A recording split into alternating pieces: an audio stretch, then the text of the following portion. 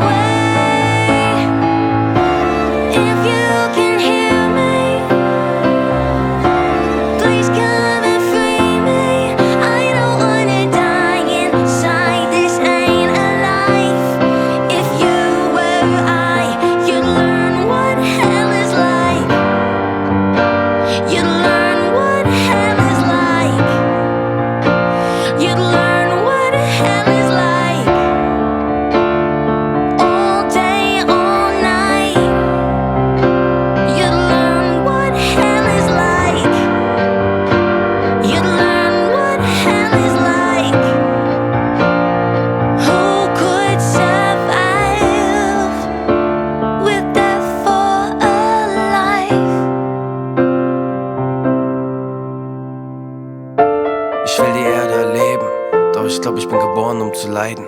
Keine Stimme in dem Meer, diese Tränen. Ja, ich glaub, ich bin gekommen, um zu schweigen.